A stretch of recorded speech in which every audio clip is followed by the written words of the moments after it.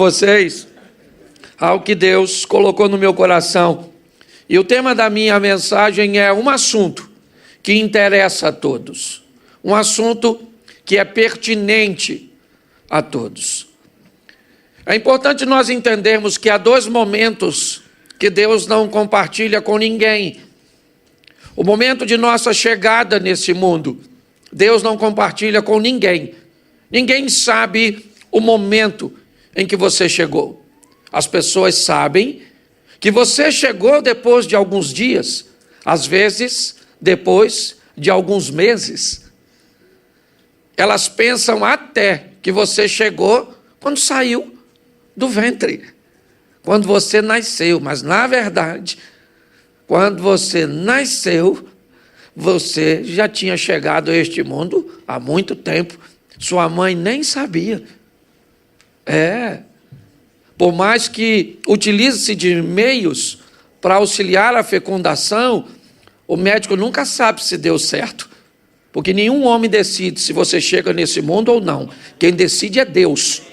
Por isso, o salmista disse que nós fomos tecidos no ventre de nossa mãe. É lógico que alguém nos ajudou a chegar.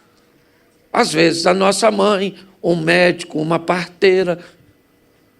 Mas tem outro momento também, que Deus não compartilha com ninguém. É o momento de irmos embora. O momento em que vamos deixar esta vida. Esse momento também, ninguém sabe. Alguns médicos, às vezes, tentam prever, e diz que pessoas têm algumas semanas, alguns meses, mas às vezes essas pessoas que tinham semanas duram meses, que teriam meses duram anos, porque Deus não compartilha com ninguém a hora da nossa partida, certo? E também, algumas pessoas vão ter que nos ajudar a ir embora, certo? Nos levando até a sepultura. A verdade é essa. Foi Deus que decidiu quando chegamos e foi Deus que decide quando partimos. E aqui nesse ambiente, nós vamos ter que aprender a viver. Então tem um assunto que interessa a todos, e eu vou ver com você rapidinho esse assunto. Mas é importante que você entenda, como diz um ditado chinês, se você, no xadrez, se você é um peão ou um rei, não interessa. Quando a partida termina, todos vão para a mesma caixa. Então, se você é grande, pequeno, rico ou pobre, bonito ou feio, casado, solteiro, certo? Todos nós estamos numa fila invisível da morte, onde ninguém sabe o número de sua senha. De repente, alguém grita lá, 342, era você. Certo? E aí já era. Foi embora. Então tem um assunto que sempre interessou a todos e vai continuar interessando. Vida eterna. Certo? Esse é um assunto que interessa a todos. Porque por mais que as pessoas te amem, elas só vão te levar até o cemitério. Vão chorar. Se chorar. Certo? Mas vão se despedir, chorar, mas vão embora. E dali para frente, quem te conduz é aquele que te trouxe. É assim que funciona, pelo menos é assim que deve ser. Então eu peguei alguns textos, porque às vezes as pessoas têm... Eu gosto muito de usar bastante textos bíblicos. Então eu separei 6, mas vai ser rapidinho. Vai ser com anestesia. Quando você vê, já acabou. Tá certo? Vamos embora. João, capítulo 3, verso 1. Vai colocar aí os 6, eu só vou ler e depois... E havia entre os fariseus um homem chamado Nicodemos, príncipe dos judeus. Lucas 18, verso 18. E perguntou-lhe certo príncipe, dizendo: Bom mestre, que hei de fazer para herdar a vida eterna?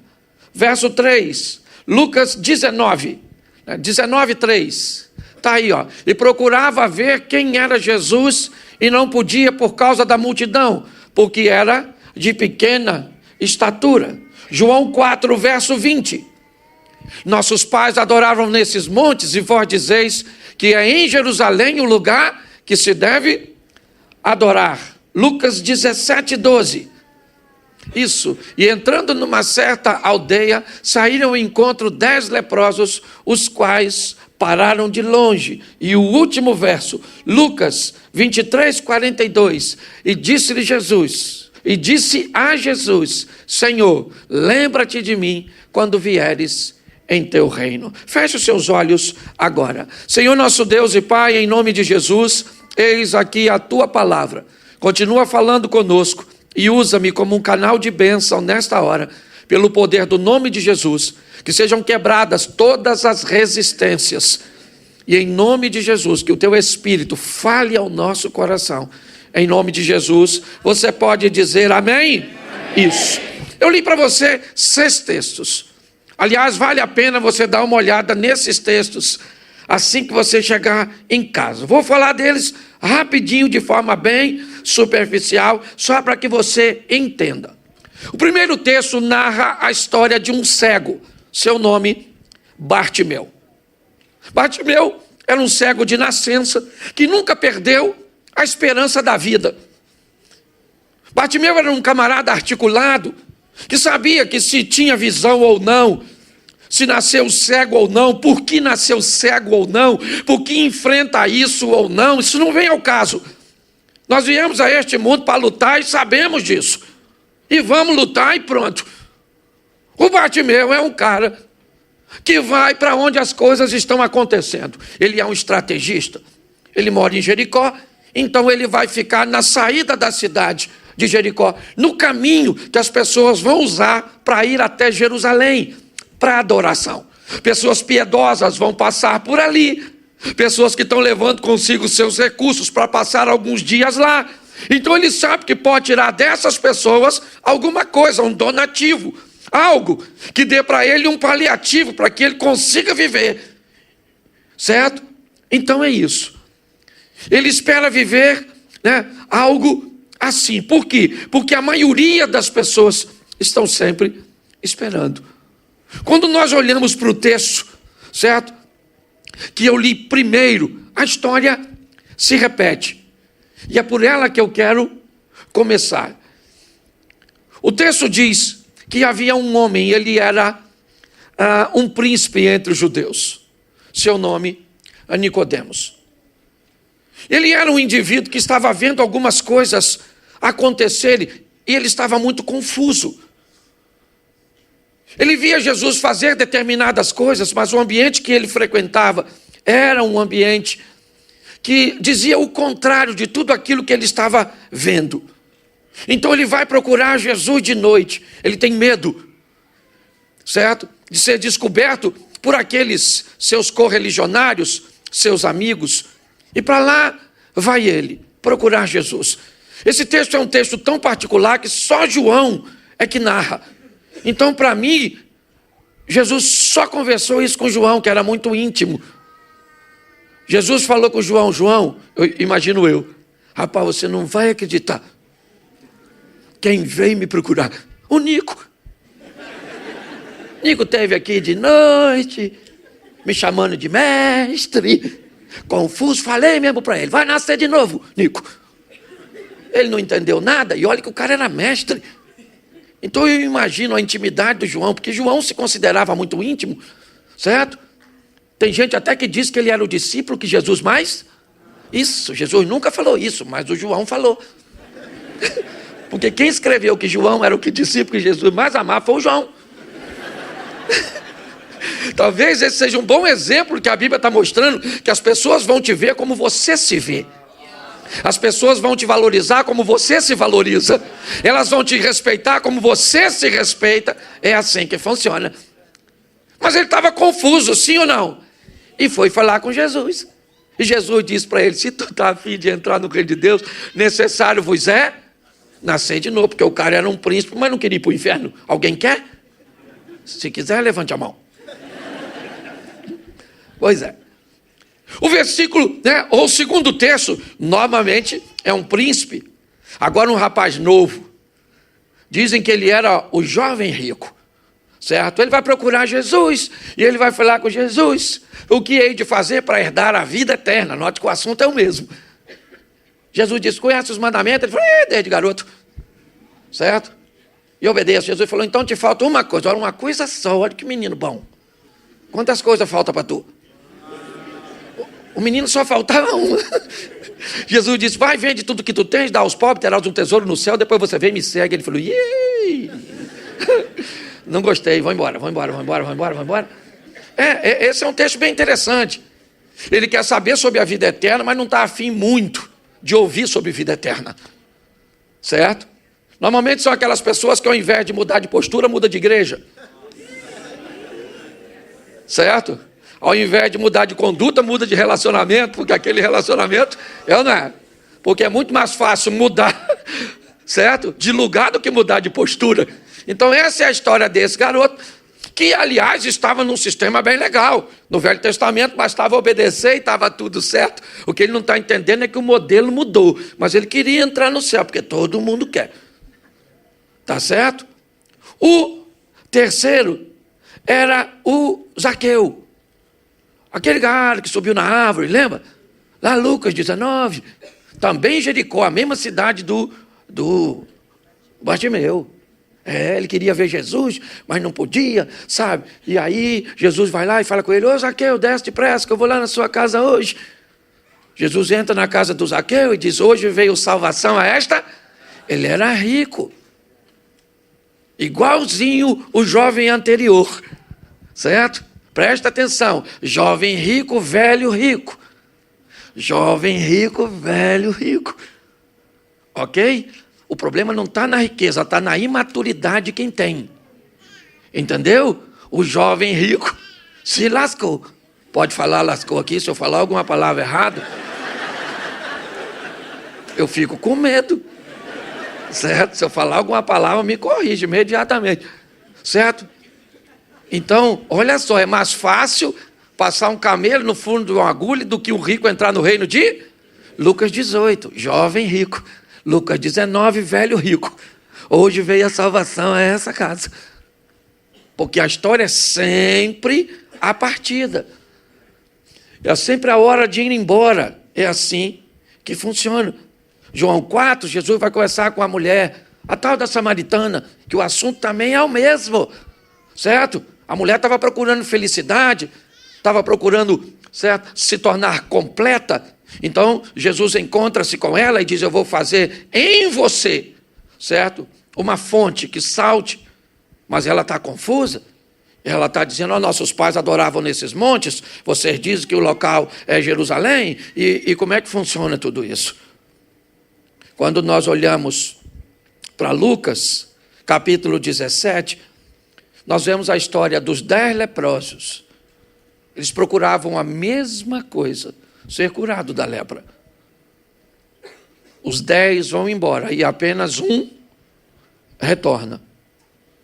E aí nós vamos descobrir que 9 leprosos obtiveram sucesso numa área, mas vão ter problema com a outra.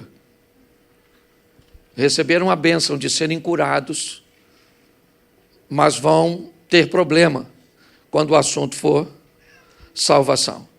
E o último texto é a história dos ladrões na cruz. Os 2 estão lá e um diz a Jesus, lembra-te de mim quando entrares no teu reino. Eu quero refletir com vocês sobre essas histórias e quero te dar um desfecho delas, já. Nicodemos é a primeira e ele tinha uma necessidade, um esclarecimento. É isso que ele quer. Ele está procurando Jesus porque ele está confuso. Ele não consegue entender. Tem alguma coisa acontecendo ao seu redor que começou a mexer no seu interior e ele não consegue entender isso. Não está batendo o que ele conhece das Escrituras com o que estão dizendo a respeito de Jesus. Mas ao mesmo tempo o que Jesus está fazendo no ambiente onde Nicodemos está, e mais do que isso, o que esses fatos estão fazendo com seu interior. Ele está confuso, é isso. É a confusão que faz com que ele procure Jesus. Ele não está conseguindo entender. O que está acontecendo está mexendo com ele. É verdade. O jovem é diferente. O jovem, quando procura Jesus, ele vê nele uma meritocracia. Ele vê nele que ele é bom, que ele obedece e que ele faz por merecer. Então, quando ele pergunta a Jesus o que é necessário eu fazer para herdar a vida eterna, ele já está dizendo para ele mesmo: eu sou merecedor. Eu não apenas conheço, mas obedeço.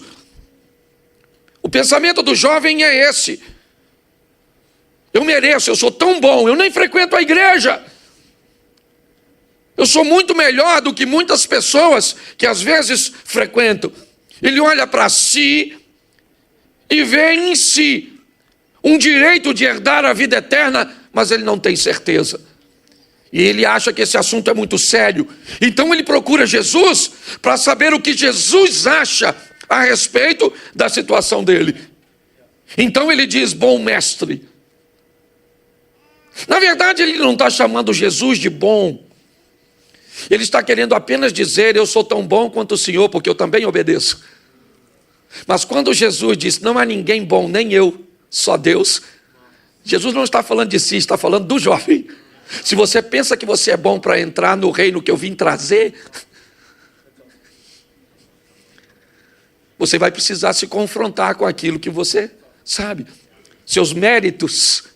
A graça, ela não é super graça, ela não paga toda a dívida. Ela paga só o que você não conseguir pagar. O processo de santificação, ele insere você num estilo de vida onde todos os dias você busca ser melhor do que ontem, diminuindo a margem de seus erros. Essa é a grande verdade. Mas perfeito ninguém vai ser, certo? É a diferença que a graça paga. Ok? Você faz o máximo que você puder. Mas vai ficar. Sempre fica.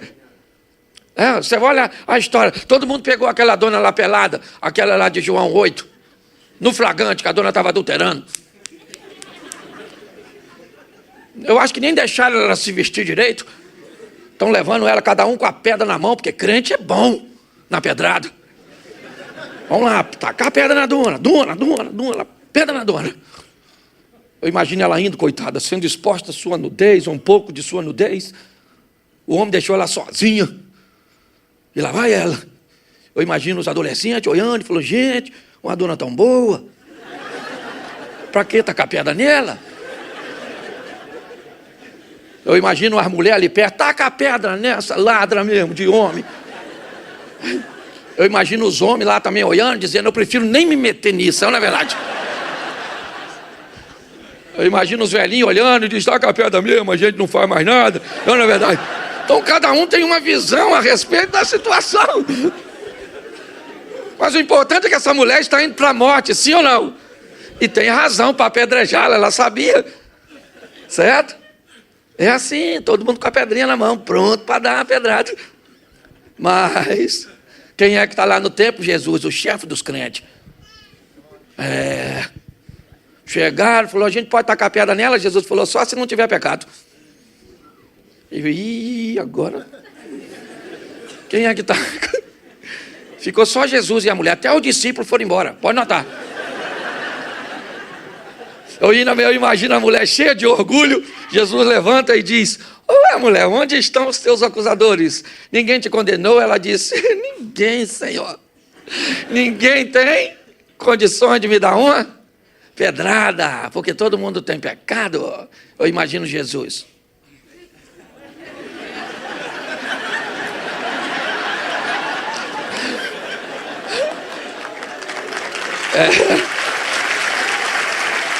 E diga-se de passagem, eu tenho descendente que matou gigante. A pedrada, dona. Sou parente do Davi. Não se mete comigo, não. Eles têm razões para te apedrejar, mas não têm autoridade. Eu tenho autoridade, mas não tenho razão. Eu vou te dar mais uma chance. É assim que funciona. É isso que está acontecendo. Porque a hora de partir sempre é dele. Certo? O terceiro é o baixinho Zaqueu. Certo? O que ele está? Ele está curioso, intrigado. Um de seus amigos, coletores de impostos, abandonou a vida lucrativa para seguir a Jesus, o tal do Levi, que agora chama Mateus. E Zaqueu quer ver, só dar uma olhadinha em Jesus, porque Zaqueu também vai morrer um dia. Então ele está querendo dar uma olhadinha, sobe na árvore, certo? E Jesus então passa e diz: ô Zaqueu, filho, desce aí que eu vou lá na sua casa hoje. Zaqueu desceu depressa e Jesus foi para a casa dele, conversou com ele. Mas sabe o que chamou Zaqueu? Curiosidade. Quantas pessoas entram na igreja curiosa, uma igreja escura, com jogo de luz, 2 pessoas falando simultaneamente nos anúncios.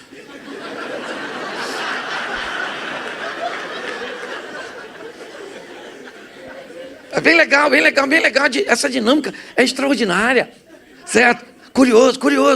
O que está acontecendo? Pensa no pessoal, eu fico imaginando o evangelismo que não é, Mário.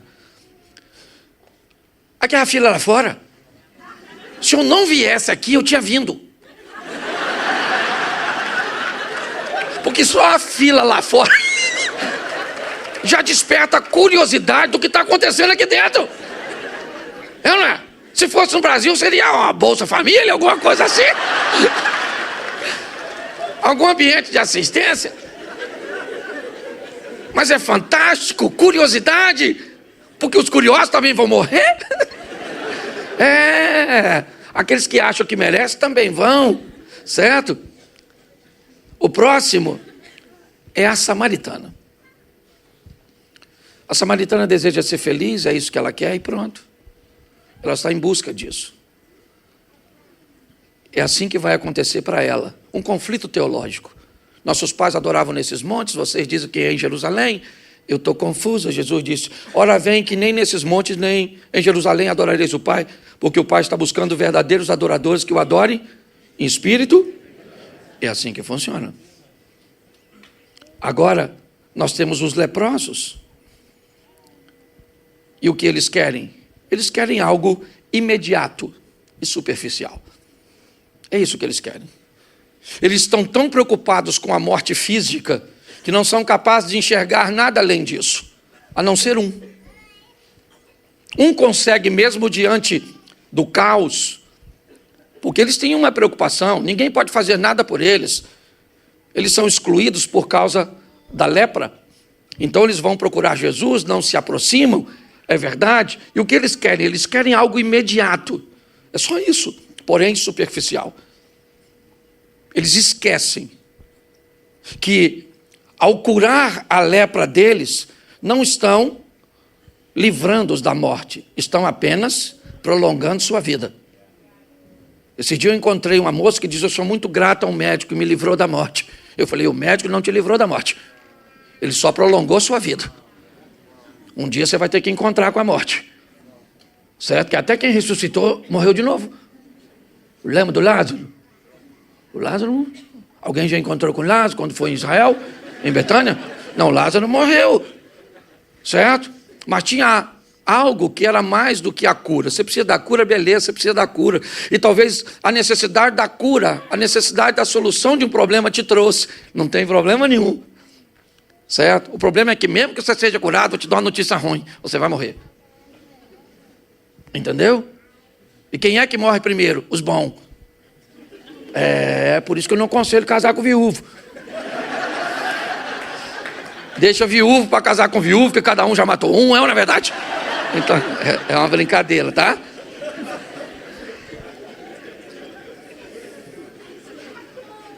Por último, o ladrão. Aliás, tinha 2, certo? E quem é que está no meio? O Salvador. Jesus pode salvar quantos? Qual dos 2? Os 2, sim ou não? Isso, é algo emergencial. O ladrão tem urgência. Por quê? Porque está morrendo. Porque tem gente que vai receber Jesus no leito de morte, não tem jeito. Certo? No finalzinho, está quase morrendo. O ladrão está lá, 2 ladrões. E aí então, um fala: pô, salvou os outros e não salva a ti mesmo? Pô, desce da cruz. E Jesus podia descer. Às vezes eu fico pensando se fosse eu na cruz. O soldado passando: desce da cruz, desce da cruz, desce da cruz. Aí eu ia falar: pera aí um minutinho, Senhor. Eu vou descer, depois eu subo. Tá bom? Eu até volto, mas eu vou resolver um problema aqui embaixo. Pois é. Mas o ladrão disse o quê? Senhor, lembra-te. Ele descobriu coisa naquela cruz que tem gente que leva a vida inteira e não descobre. Primeiro, que ele era rei, aquele que estava do lado dele. Segundo, que ele tinha boa memória. Lembra de mim quando entrar no teu reino. Terceiro, que ele tinha um reino. E é isso que ele faz. Ele traz a si, certo? A urgência, certo? A urgência do ladrão, o interesse superficial, porém imediatista, dos leprosos, o conflito teológico da samaritana, a curiosidade do Zaqueu, a meritocracia do jovem, ou a necessidade de esclarecimento de Nicodemos. Porém, todos tiveram algo em comum, a percepção do que estava acontecendo. Porque o que faz você e eu mudarmos é a percepção. A percepção precede a mudança. Quando nós olhamos para isso, é isso que nós vemos. A percepção precedendo. Se você não percebe, repita comigo, se uma pessoa disser que eu sou um cavalo, pode ser mentira. Se 5 pessoas disserem que eu sou um cavalo, pode ser um complô. Se 20 pessoas disserem que eu sou um cavalo, compra uma ferradura. Não é possível que todo mundo está errado. Você precisa perceber se você precisa mudar, porque só a percepção precede a mudança. Enquanto você não perceber o que está acontecendo, enquanto não houver um questionamento, enquanto o Espírito Santo não entrar em você e te mostrar o que é a vida sem Cristo e com Cristo, certo? Você não muda. E foi por isso que ele te trouxe aqui hoje, para mudar você de mundo, certo? Ou simplesmente seu comportamento. Porque o mundo dos que andam com Jesus é diferente do mundo dos que andam sem Jesus. Assim como o mundo dos casados é diferente do mundo dos solteiros. Assim como o mundo dos com filhos é diferente do mundo sem filhos. Assim como o mundo daqueles que morrem sem Cristo é diferente do que aqueles que morrem com Cristo. Que isso fique claro para você. Que você lembre dessa mensagem, mesmo que você for para o inferno. Quando você chegar lá, você fala, nossa, que o pastor falou lá aquele dia que eu vinha. Ah, rapaz, não é que eu vim? Faça isso não. Mas rapidinho, eu preciso te mostrar como essas histórias terminaram. Isso aqui é interessante. Quando eu mostrei para vocês Nicodemos, eu queria que vocês entendessem que Nicodemos encontra com Jesus em 3 ocasiões. A primeira ocasião é a que eu citei, João capítulo 3. Ele vai de noite encontrar-se com Jesus. Ele vai embora, parece que nada aconteceu. Necessário vos é nascer de novo. Como pode ser um homem sendo velho, tornar o ventre de sua mãe para nascer? Jesus disse, aquele que não nascer da água e no Espírito, não pode entrar no reino de Deus. Nicodemo falou, rapaz, mas que troço difícil. Eu disse, mas você é mestre entre os judeus e não sabe dessas coisas? Se eu estou te falando das coisas terrenas, você não sabe? Se eu falar das celestiais, então, ô mestre, tu está perdido. Nicodemo vai embora. Parece que não aconteceu nada. Mas no capítulo 7, no verso 50, há uma discussão entre os teólogos da época a respeito de Jesus. Nicodemos agora de dia, na presença desses homens, diz, nossa lei julga um homem sem primeiro observar o que ele faz? Sabe o que alguém diz? Ô rapaz, está estudando direito não? Viu alguém da Galileia ser profeta? Todo mundo vai para casa. Parece que não aconteceu nada de novo. Mas no Evangelho de João, no capítulo 19, no verso 39, Jesus já está morto. E agora José de Arimateia, um senador, ele vai até o sistema governamental, pedir o corpo de Jesus, e com ele vai Nicodemos. Agora é de dia. Pastor, o que o senhor está querendo dizer? Eu estou querendo dizer que tem gente que vai entrar num relacionamento com Deus e vai mudando gradativamente. Ninguém muda no mesmo time. Tem gente que muda de forma instantânea, deixa o vício na hora, deixa o comportamento na hora, deixa o vocabulário na hora, assume o compromisso na hora, mas não é o único modelo. Tem gente que vem um pouco mais devagar e nós temos que ter paciência com essas pessoas que vêm estilo Nicodemos. De vez em quando dá uma rateadazinha, dá uma caídazinha. E você tem que ter paciência, porque é um modelo, certo? Segundo modelo, para nós adiantarmos, é o jovem rico. Preste atenção no jovem rico. O que hei de fazer para herdar a vida eterna? Jesus disse, bom, você quer saber? Vai e vende tudo que tu tens, dá aos pobres, terás um tesouro no céu, depois você vem e... Ele disse, eu não gostei. Jesus disse, se você não gostou, isso não é problema meu. Eu não baixo minha régua para você entrar no meu reino. O padrão está estabelecido, você consegue entender isso? Há um padrão que foi estabelecido e a régua não baixa, ou você se encaixa ou não, a decisão é sua. Eu gosto de Jesus, que Jesus não tem problema com isso, certo? Ele está ali para salvar, sim ou não? Mas ele falou, é desse jeito que entra, o protocolo da igreja é assim que funciona o reino. Ah, eu não quero. Bom, se você não quer, rico, beleza, vai embora. Eu não vou negociar com você para você entrar no meu reino. É assim que funciona.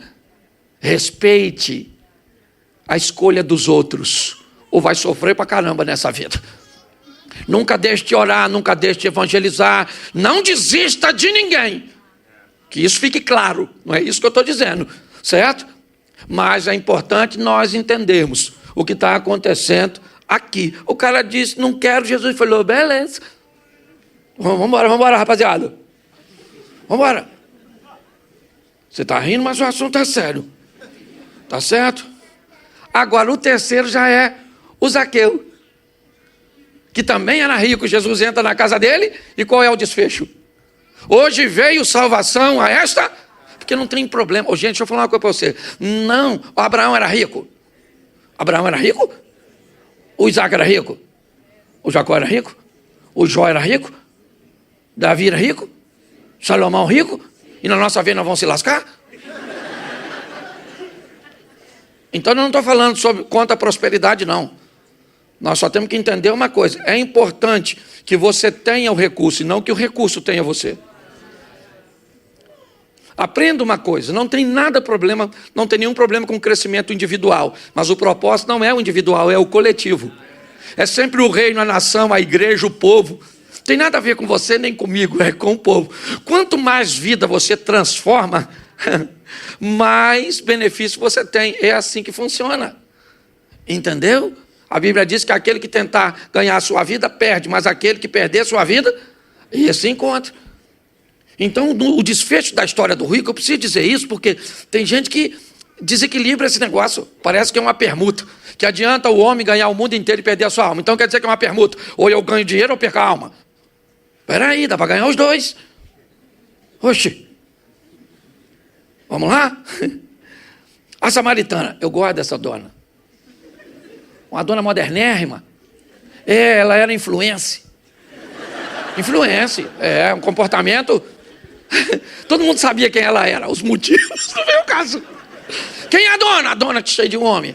A dona cheia de homem. Os homens tudo conhecia. Quem a conhece? Conheço. Tanto é que ela vai evangelizar os homens. O discípulo que Jesus leva para Samaria são evangelistas, sim ou não? Mas nenhum deles prega lá. Quem é que vai lá? A dona. Eu imagino ela falando, gente, encontrei o homem. Alguém falou, nossa, que novidade. Sua especialidade é encontrar homem. E ela disse, não, eu encontrei um homem que não quer meu corpo, quer minha alma. Ou encontrei um homem que não quer tirar nada de mim, quer me oferecer. Eu encontrei, aliás, o 7º homem, o homem perfeito. Olha só, eu imagino ela falando, desculpa, cara, minha brincadeira, tá bom, pastorzão? Eu imagino ela falando, mudou a vida, viu? Quem pegou, pegou, quem não pegou, não pega mais, porque agora eu estou sob nova administração, Jesus entrou na minha vida e agora, pronto, eu estou vivendo uma vida diferente. É o maior barato, né? Eu morro de rir lendo a Bíblia. Porque a Bíblia é muito engraçada. O Todo-Poderoso, o Onipresente, chega no jardim do Éden e olha o que ele pergunta, cadê o Adão? Como assim? O senhor é onipresente, sabe que ele está atrás da moita? Não, na verdade. Ele pergunta para o cego: o que queres que eu te faça? Nossa, que pergunta difícil. Eu queria uma bengala sensorizada, mais acessibilidade em Jericó. Eu não. Mas preste atenção, a história da mulher muda com alguém que foi transformada e vai transformar pessoas. Ela vai lá e volta com gente que os discípulos foram lá e não trouxeram. Entendeu? Porque Deus vai usar você para mudar seu mundo. É assim que funciona. Certo? Os leprosos, vamos lá. O que acontece? 9 eu não sei o que aconteceu. Eu só sei que um volta. E ele ouve de Jesus o que 9 não ouviram. Certo? A tua fé te salvou. Você não está só curado, você está salvo. Eu vou te garantir, certo? Você vai morrer de novo, mas vai morrer comigo e não sem mim como os demais. Pelo menos é a sentença aqui. Eu não tenho como saber o que aconteceu na vida dos outros. E o último é o ladrão.